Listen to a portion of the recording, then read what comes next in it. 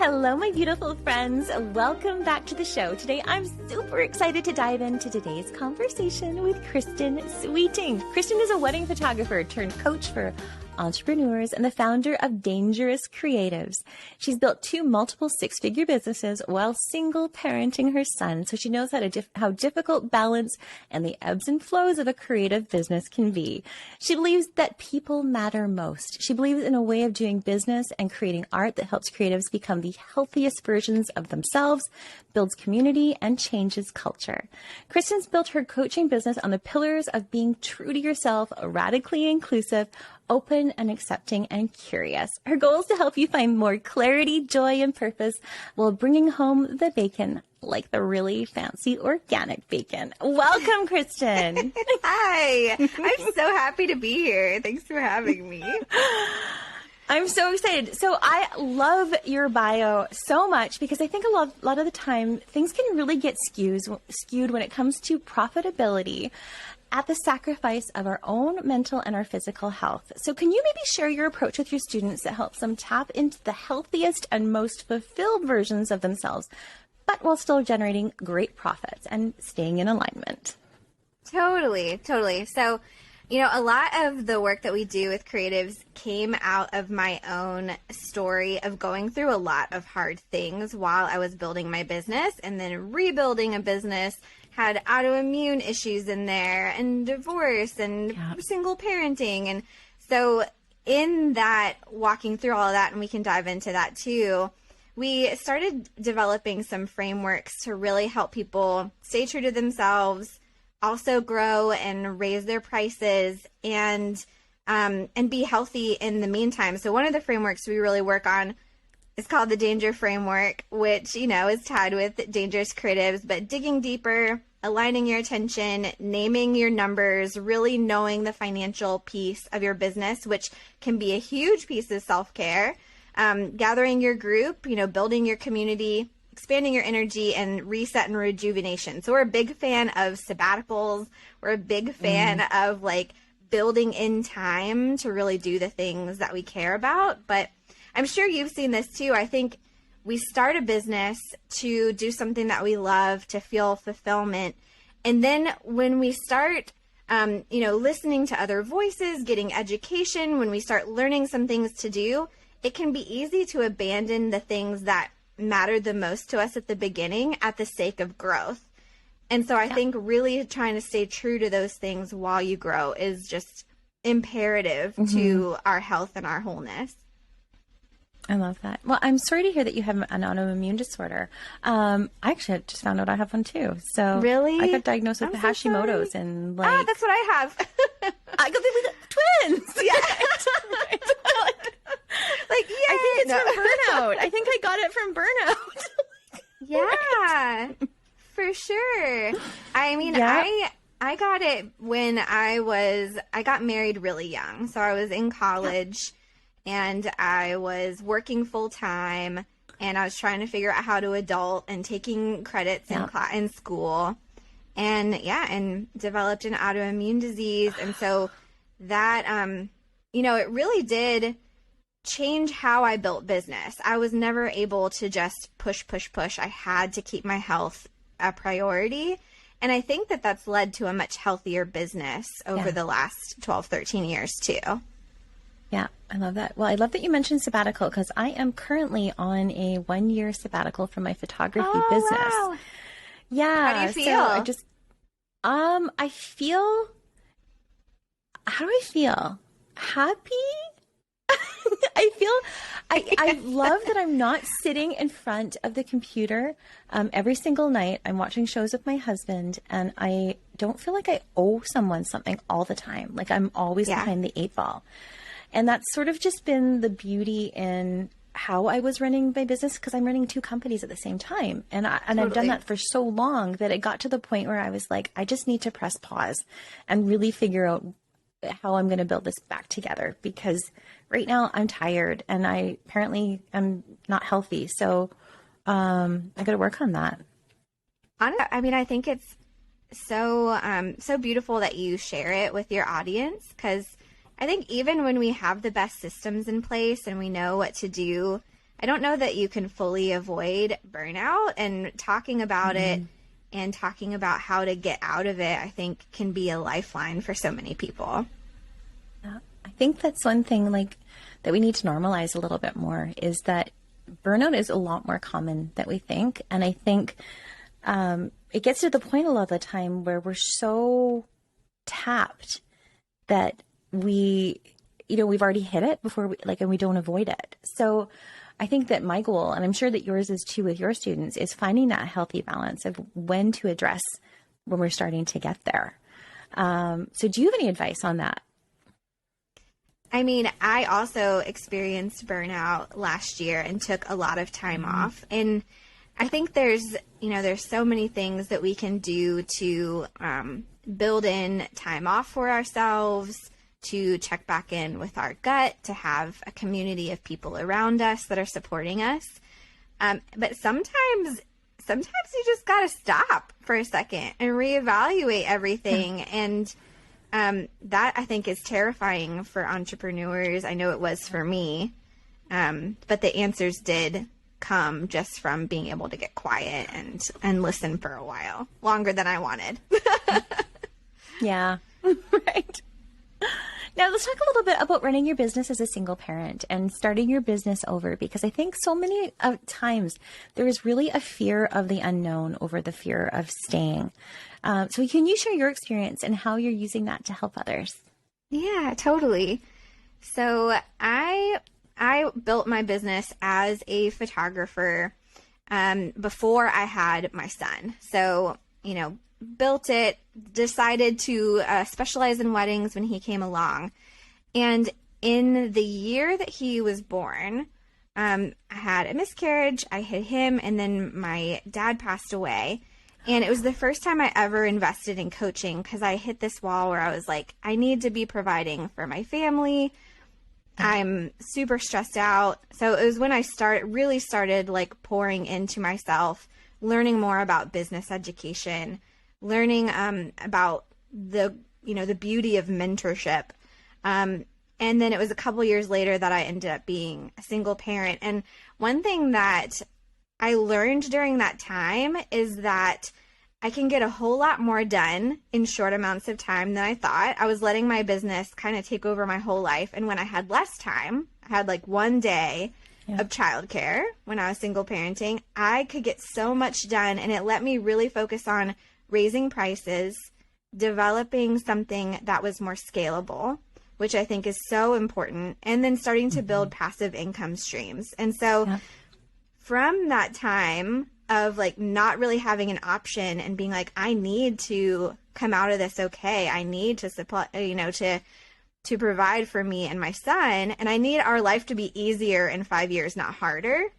Having those passive income models, the scalable source of income, and then also really, really getting clear on numbers and pricing totally changed my experience inside my business, my anxiety, the joy I was finding in my business. So yeah, I think for so long, and I think a lot of photographers relate to this, I was like, if I don't look at my numbers, if I don't look at my bank account, then like I won't stress out. And it'll be okay. I laugh because I've spent many years doing that. Yeah, same. And honestly, and I outsourced it to my spouse, and I think a lot of people do that too. I outsourced it to my spouse. And when he wasn't there anymore, I had to look at it. And honestly, I was like pleasantly surprised. I was like, I'm better than I thought. And my anxiety just like dropped. And so now I'm so passionate about helping creatives know what to look for in their numbers, and then how to provide for themselves, like how to have different income streams so that if stuff hits the fan, if life throws you a curveball, you can build a way out for yourself. You can build those like support systems and that thing in your business that's going to help you weather the storm. So I met my son's bonus dad a few years ago, so I'm not single parenting anymore, but during those like 2-year-old to 5-year-old stage, I was right in the middle of running 2 businesses and having a small child, and it was quite a learning experience. I love that. How old's your little one now? He is 7. He's almost 8. So it's the best. I love parenting. Oh my gosh, it's so funny. And 7 is like, they're sassy pants. Like, oh yeah. My so son sassy. is going to be, he'll be 14 in September. And Mama, you hold on. Oh my gosh. Yeah. Oh my gosh. Well, he's like already starting businesses. He's already tried to charge us like $50 for his drawings. I'm like, all right, well, at least you come by it honestly. Yep. Entrepreneur. I love it. Yeah. Exactly. So I want to talk a little bit more about the passive income streams that you mentioned, because putting all your eggs in one basket can honestly be really, really scary. So can you share why that's not something you advise? And can you share maybe some passive income streams you have seen photographers do that does help them ease that financial pressure without having to invest massive amounts of time and money and energy into it? Totally. Yeah. So, I mean, I don't think everyone operates this way. I would love to know if you operate this way, Lisa. But when I put too much pressure on something in my business, it just doesn't work. Like if I'm like this, I need to book this wedding, or I need this thing to work really well, it just like runs away from me for some reason. Does it do that for you, or are you the opposite? I feel like my approach to everything is like I kind of have a trust fall with the universe. Is like I just kind of like just like you got me, and I just trust that everything is going to be okay, and usually it is. So that's great. Yeah. Well, I mean, in my own exploration of that kind of thought process, I found that having more than one stream of income let me take some of the pressure off one while I focused on the other. And sometimes I could just switch back and forth so that one would, flow a little bit smoother, So, I mean, I'm a big fan of things that are recurring. So, having we call it meat and potatoes in Danger School. It's like a retainer client or something you can depend on monthly. Yep. So even when I was just shooting weddings, I had a retainer client who was headshots or branding or something that could kind of exist in the background. I knew that $2,000 a month or whatever it was coming in monthly. And so that was a great other stream of income, not passive, but just another stream of income. Yeah.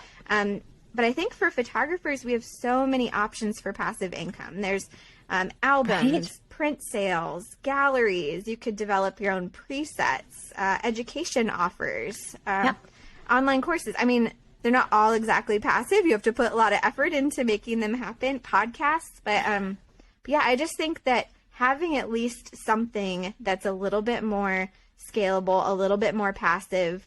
Yeah. So if something happens where you don't book that wedding or you can't do those family sessions because you're sick or you're injured, there's something else coming in on the other side. I love that. I interviewed someone recently who does stock photography. And I was like, what a great idea for like just different ways to have passive income. Or even I had a friend who during the pandemic, she couldn't shoot. She's like, you know what I'm going to do? I'm going to do food photography because all these restaurants are like, these people want to have all this food. So why don't I order food from restaurants, photograph them, and then do something like that. And then now she has a massive business doing food photography that she never even thought she was going to do. So you just never know, right? You never know unless you try. Totally. And I think when we get so, I know that you're all about the universe too, but when you get so tied to something having to come to you from one thing, you might cut off all these other opportunities. If you're like, I need this one part of my business to work, or, it's all over. It does put so much pressure on it. Whereas if you can say, but maybe teaching people how to do photography or offering these presets to moms that want to photograph their children, or maybe this thing, why not try, like you said? Yeah. I think a lot of the times we get so scared, and I loved this because I want to quote something that I read on your social media, and it was beautiful because this, I think, is such a heavy hitter for so many of us. And it is, we like to be on a journey with someone and not spoken to from a pedestal. We don't have to wait to show up until we figured everything out, because nobody has it all figured out. So girl, I really needed to read this, because I get so stuck in my head that I don't know enough yet, or I'm not quote unquote the expert yet, that I have no business talking about certain topics, even though they are absolute passions of mine. So I always want to switch a little bit to how did you switch your mindset to get out of that, I need to be an expert, to just being I can just share my knowledge and get out of your own way. Yeah.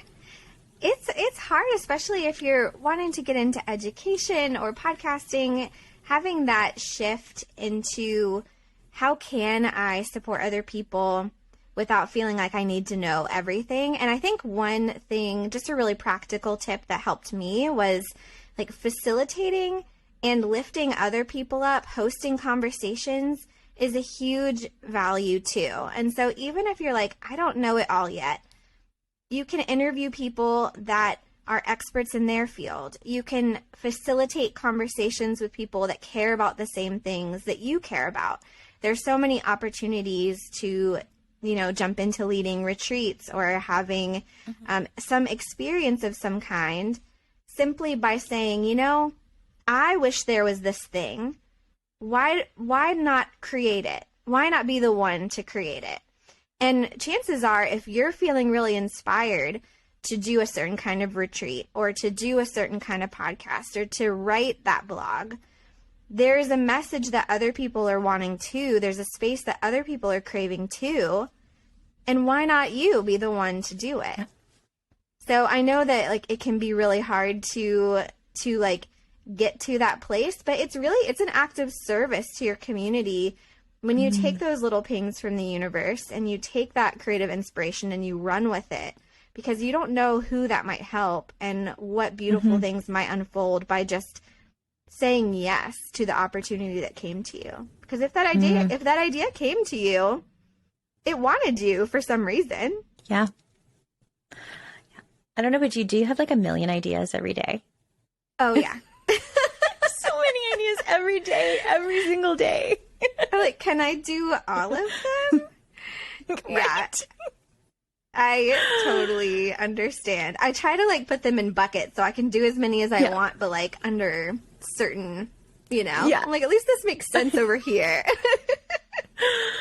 Seriously, I think I have so many hobbies, things that I don't ever share or talk about. I'm taking a course in aromatherapy, or I'm level 2 Reiki, or all these random fun things. I love to cook, yeah. But I never share that. And I'm always so scared, even when you see social media, I always get so scared, I should only be talking about this one thing. As humans, we're just such prisms, and we get in our own head, in our own way, that people only want to learn about this one thing for me. So it's the only thing I'm allowed to talk about. It's so silly. It's so silly. Right? I do the same thing, and I'm also what if I could be a matchmaker? What if I could be a travel influencer? I'm I don't know. Just sometimes I just do it because it's fun. Yeah, totally. And I think what I loved about you too is you take yourself seriously, but you also don't take yourself so seriously. If that makes sense, you know what I mean? You can tell that you're really genuinely passionate about what you do, and you're enjoying helping others, but you're happy about it. You know what I mean? You love it versus it's not a heavy hustle.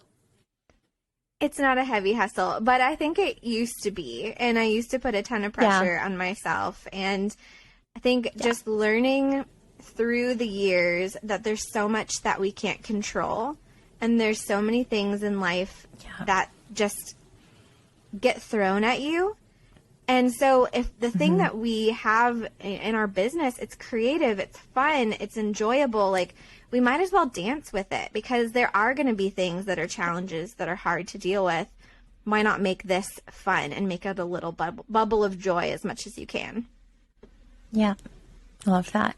So I think I want to talk a little bit about success now, because I think we often forget that there's not one universal definition of success. And if we don't know what our own definition for success is personally, how on earth are we going to be able to achieve it? So I would love to know, what would you say your definition of success is? Yeah. Does it change? I don't know. I mean, I think in each season it feels different. And like I feel really successful when I know that I'm living by my core values and that I'm prioritizing the things that really matter to me. So like my son is young right now, and in this season, what's important to me is that I spend a lot of time with him and that we go on crazy adventures and that we have deep connections and that we really help people. And so I think when I kind of got away from success is a certain dollar sign, or success is a certain publication or a certain external validation, and more what makes me feel really lit up, it changes everything. And so when I know that I'm getting to really plug in with my son and have great experiences and make great memories, I feel really, I think that relationships are really important. So when I give myself the space to have that with my clients, that's really important to me. And then adventure is a huge core value.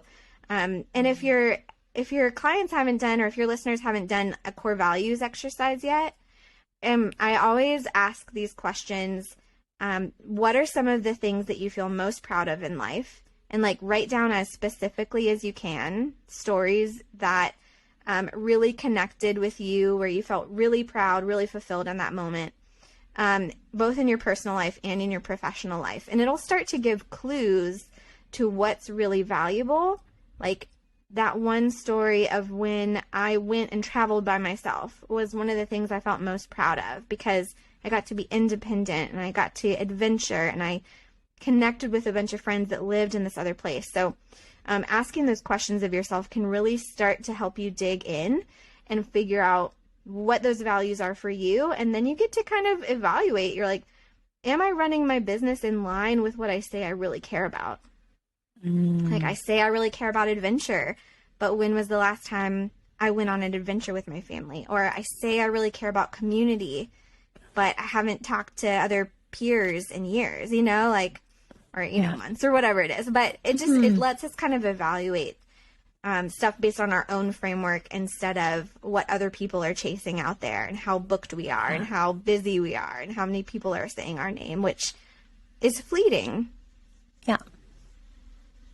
I love that. I think it's so important to have those conversations, especially and just really introspectively, because, we have such a programming with the hustle culture of like, okay, you're a photographer now. Check. Now you have to have a 6-figure business. And then once you get to that point, you're like, okay, well, I did that. And now am I supposed to have a 7-figure business? Because I'm exhausted at 6-figure. Like, I don't think that's scalable, right? Like, yeah. And I think that when you actually say, okay, what does success look like for me? Well, for me, it's sitting on the couch watching Below Deck with my husband on a Tuesday night, not like knowing I don't have a session that I have to get to a client the next day. Like, totally. And that's to me right now, that's success. That's success, right? I have enough money in the bank. I got food on the table. Like, I'm happy. And I think when you are able to create your own definition of success, you'll know where you're going and where you want to go to, and that you're actually there when you've got a direction, like, right? Yeah, totally. Well, I mean, we see it a lot with people we coach, and also have experienced it myself. I'm like, I got in this for freedom, like to not be working all the time, and for fulfillment and relationships. And then, you get on that program of, I need to make 6 figures. I need to make multiple 6 figures. I need to make 7 figures. And there's nothing wrong with any of those numbers. Actually, those numbers unlock a lot for you. But if that's all it's about, you can start losing the freedom because you're not prioritizing that anymore. You can start losing the relationships. You have to keep those central as you grow, because maybe you are going to run a 7-figure business, but keep the freedom and the relationships and the things that you value from the beginning. Keep those central. Keep the watching the TV show with your husband as like a central thing. It's just easy to get kind of swept away. Oh, you froze. Oh no, we froze.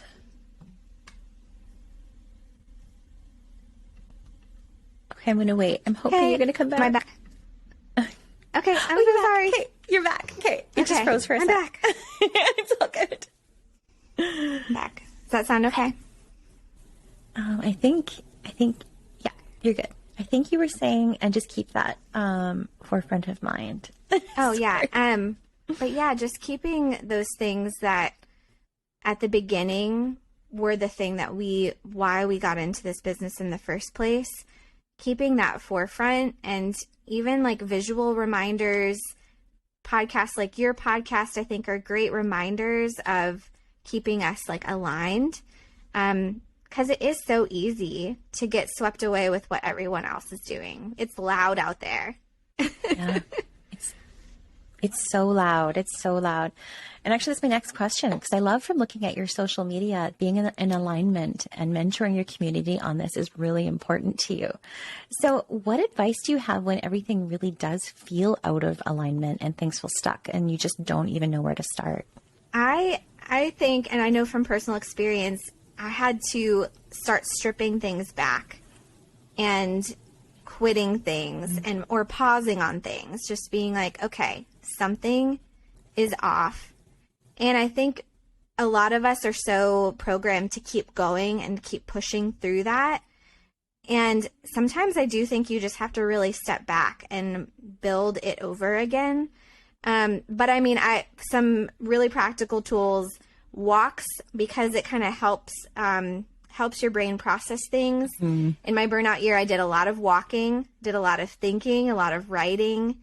I started going back to like, what is the thing that makes me really happy and fulfilled, and following those little pings, following the thing that makes you feel fulfilled and doing it just because it makes you happy. Do you do inner child work? Have you ever done inner child work? You know what is so funny is that have you heard of Margaret Paul? No. And inner bonding? It is like something that goes all into detail about inner child work. And I actually downloaded it on Saturday and I started it, and oh my gosh. It's like asking your inner child, like, and I've been doing it. I'm like, what would my inner child want for lunch today? And it's funny because my inner child was like, I want French fries. And then my inner parent was like, girl, you had French fries yesterday. Can you maybe have a salad? I'm like, I can have salad and French fries. Amazing. So I had salad and French fries. Yeah, I mean, I think especially, I grew up really religious. I had a lot of voices that kind of changed the core of who I was, or like got really busy in there. And so I think I don't think this is true for everybody, but I think for a lot of people, there's some conditioning to start taking off. And that inner child can be kind of the core essence of our creativity. Like, so I do an exercise with my clients where I just have you picture yourself at your earliest memory, or like 6 or 7 years old. What was that version of you like? What kind of things were you into? Yeah. Where were you? Who was around? And we always end up in tears because this like little core essence of us is just so beautiful. And a lot of times we feel like we've gotten so far away from that, but we really haven't. It's right in there. We just have to start listening to it more. So it's a practice, but I love that. Journaling and meditating can help a ton. I love that so much. So what's funny is I looked down at my phone because I wanted to show you on my lock screen. I can't pull it up right now. I have a picture of me at 5 years old. And and I'm like, and so I have it there, and I'm like, okay, when I'm making a decision, I'm like, would this girl be proud? How would this girl feel about this? Like, and it's just like reconnecting with your own little inner person. And it's just been a really interesting, I guess, sort of experiment with getting in touch with your heart. And it's been really neat. It's beautiful. And I don't know about you, but I'm like, my inner child was this vibrant, creative, fun person. And the version of me in between, I do feel like I'm trying to get back to her now, but there was a whole section of time where I was scared and I was pushing and I was, all these coping mechanisms, which I have a lot of compassion for myself for. Yeah. But taking that time to dig into that core essence, I think is just so kind to ourselves, especially if you're experiencing burnout. Yeah. Yeah, I completely agree. And even like the way we shrink or we mask or we try to fit in or we make ourselves smaller or we chameleon. Whereas like when we're little, we just like expect everyone to love us. And I love to put on a show. I always wanted to have my own show. And like, my little girl's happy. But Lisa, before you started the show or like early days of the show, like, was there anything that told you, oh, you shouldn't have a show or like right? Like you shouldn't be in the spotlight. I have struggled because we started the Milky Way back in 2012, and like the person I am now compared to the person I was then is a lifetime ago. Like I am so different. I was so terrified. I was scared of my voice. I was scared of saying or doing something wrong, or I was scared to be myself. Honestly, I was just really scared of the world and in the response that I was either too much or too too anything, and that I wasn't going to fit in. And then I think over time, just like your confidence muscle really only gets strengthened like going to the gym if you practice. And like you got to show up even when you're scared, when you're terrified, and you just do it anyway. And you're like, okay, well that hurt, but I got through it. And game face on, do it again. And then one day you wake up and you're like, wow, like my newborn sessions, they're easy, but in the beginning they weren't. Like anything that's worth having is worth the pain of going through it, I think. Totally. And I think that the more you put yourself in those situations where you're stretching and you're trying new things and you're growing, the more fulfilled you feel too, and the stronger you are in that next thing that you go into. Yeah. Like new things feel so much less scary now. Yeah. Yeah, they do. They feel less like right now. I really would like to start doing solo episodes where I've always done this as an interview model, and I've done a few solo episodes. But to be honest, I'm like, does anyone actually want to hear from me for like 25 minutes just talking? And I'm just like, why would anyone like want to listen to that? And I'm like, maybe they would. They would. So listeners out there, if you could give me some validation. Lisa, you don't need our validation because you are just a sparkling, beautiful, excited to be here host. But I will still give you validation that we definitely want to hear. We definitely want to hear your solo show. And you have valuable things to say for sure. Oh, thank you. Thank you. I needed that actually more than you know. Right. So I actually want to talk a little bit more about your Dangerous Creatives framework, because you also do journaling, you do inner child work, EFT, and you blend the business with the woo, which is my absolute jam. So can you share why this is an integral part of your Dangerous Creatives framework and really how this helps your mentees grow? I mean, it's exactly what we've been talking about so far too. Like I can tell someone what to do to market their business all day long. But if we don't believe that we are worthy of having a great business or getting attention or being visible, it's going to be really hard to do the things that someone's telling you to do. Like we have to do the inner work to even know what's for us and what's not for us. And so, early days of education, I do think this is changing. It would be like, try this formula, try this system. And a lot of, like, all of them are great. Most of them are great, but not all of them are for you. Not all of them are for me. And so I think why the inner child work, why the deep dives into what matters to us, what we care about, what we want our life to look like, our success to look like, why that matters is that then it guides every other decision that we make in our business.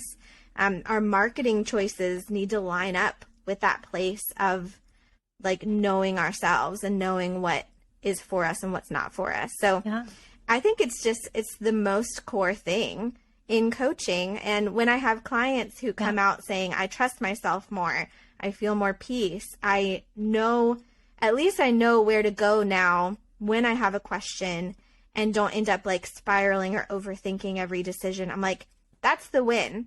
If you trust yourself more and you have now this kind of framework to make decisions from, that's the win.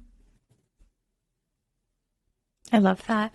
Can you share a little bit about what EFT is for their listeners that maybe haven't heard of it before? It's emotional freedom technique. It's like tapping, and you can tap on different points in your face and your body, and it helps it's like an anxiety tool. It helps you calm down. And so, I mean, that I've found meditation and self-hypnosis to also be very helpful tools in this kind of mindset work in coaching, because, you know, in our brains, when we tell a story long enough, it starts creating this groove in a neural pathway. And so, you know, say you and I met in person and, you know, there was like a weird moment, I can take that experience and be like, Lisa hates me. Lisa thinks I'm weird. I can decide a story that then, because I'm cycling through it so much, it creates this deep groove in my brain, in our neuroscience. And so when we can decide to change the story and actually change the makeup of our brain. And so what we tell ourselves is really important. Yeah. What we listen to is important. And so meditation and kind of like listening through different self-hypnosis things or inner child work can really help us to remap some of those things so that we're seeing the positive instead of the negative. We're choosing a more neutral story instead of a negative story. Because then that trickles into everything we do, right? And it could have just been that you had an itch on your nose. I remember, Yeah, or like I was like thinking about like, did I leave my curling iron exactly. on? Right? Like why do we choose the worst case scenario story instead of like the one that's a better story? Yeah. It's funny because I've been working with a coach recently, and I was going through some stories that I tell myself, and she's like, okay, well, who's the thinker of those thoughts? And I'm like, well, I'm the thinker of the thoughts. Like, then you can choose to have different thoughts. You can say, stop, I don't want to have those thoughts anymore. Like, I was really ruminating on something that I had it was not my business, and I shouldn't have been ruminating on it. And she's like, well, you can choose to have a better thought about that. Like, what's going to happen if you have a better thought? I'm like, I'm going to feel better. So like just questioning our own thinking. Like there's been some resources recently that I've been, cause I'm a book junkie. Like I love it. Like I've been Byron Katie a little bit with like, like what's one I'm reading? The Work is one I'm reading right now. It's really good. And I always have about 5 different books going because I also have Joe Dispenza he's great. as well, who I adore. And Supernatural is a good one too. There's so many good ones. It's interesting. Like how we are in more control of our thoughts and our reality than we think we are. Totally. Learning that was a big perspective shift for me. And, I think you still need to look at your numbers. You still need to have good, solid business practices. Mm-hmm. It's the both things. But, if you think about it, if you're sitting here, or if I'm sitting here with a belief that no one likes me, what I have to say isn't valuable, like I will not show up for anything in my business or in my life. And so when you start from that internal place of deciding that we're going to go and do these things and improve our confidence as we go, and that actually people do like me, like if you write this different story for yourself, your actions change. So it's really beautiful to see like the ripple effects of doing that internal work on like everything else in your business. Totally. And even like manifestation, because I think that there's such a confusion with manifestation is like, you just like, I'm manifesting, I'm going to sit back and let it, like the universe come to me. And I'm like, no, like manifestation, you have to have some action in there. You have to be working towards that goal. You need to know what you want, and then you're going to attract it to you because you're taking the steps to meet it there. Yeah, exactly. And like, it's so fascinating, right? It's so active and not just, it's not just sitting there and being like, okay, where is it? You know, it's so active and showing up for knowing our dreams and showing up for the dreams. Yeah.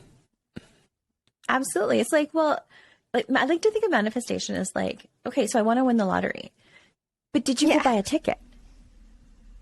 How could you, like, if you're not in the game, you can't win.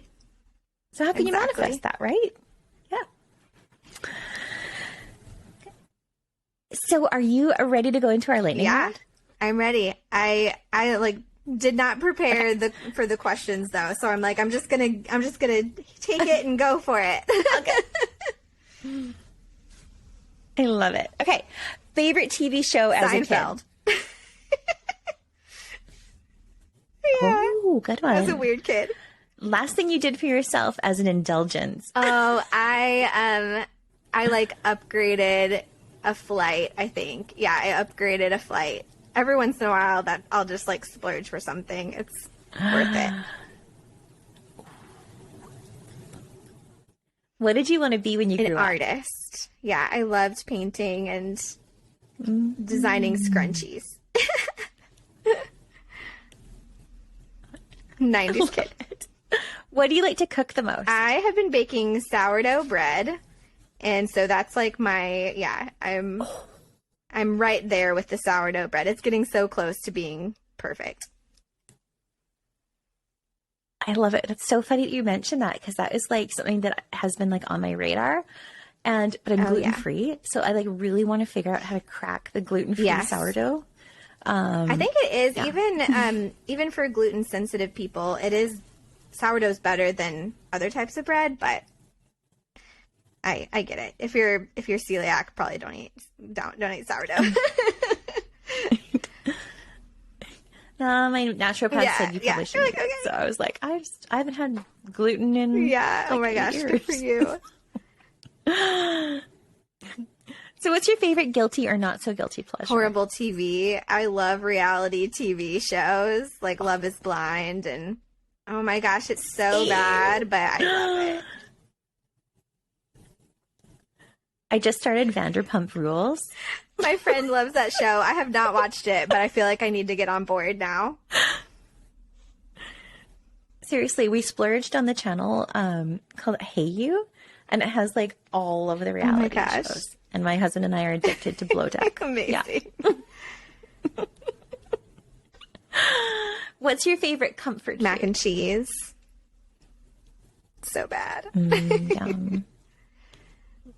When do you feel most authentically yourself? When I'm probably when I'm playing with my son. I love like the trampoline parks, going there with my son and just jumping on the trampolines. I love that. That's awesome. I can't jump on trampolines anymore. Like, I need some pelvic floor work. I hear you. Yeah. The pelvic floor work. It's a necessity.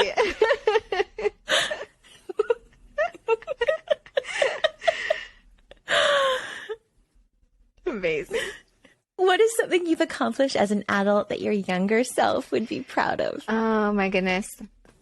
Okay. I ran a marathon, and I was never a runner. I was the kid that got run into by the more athletic kids. I was always so clumsy. I was on the B squad of like every sport I ever played. I was just not athletic. And I ran a marathon, and so my younger self would be like, who is she? I love that. I love that. What's your go-to song that lifts you up when you're down? Oh, gosh, I don't even know this one. Probably something Taylor Swift or Britney Spears. I gotta go back. Backstreet Boys. Yeah, I gotta go back. Go back.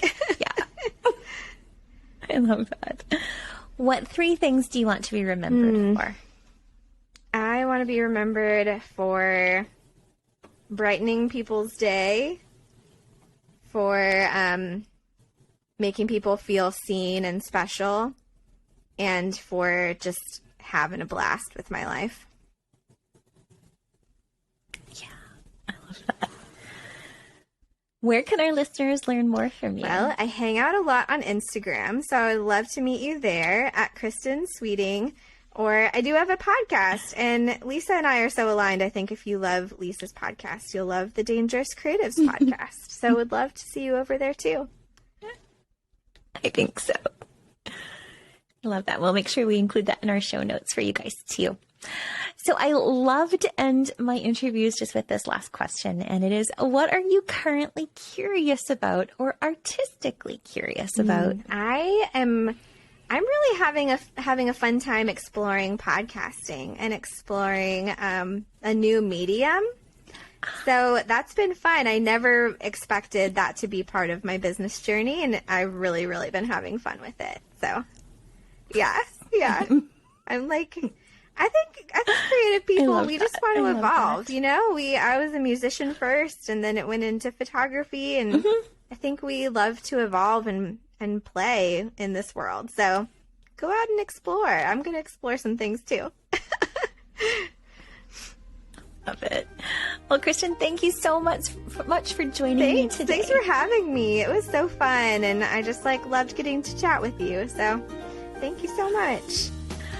Oh, my beautiful friends, I hope you loved this conversation just as much as I did. I am sending you so much of my light and my love today and every single day. We will see you next time.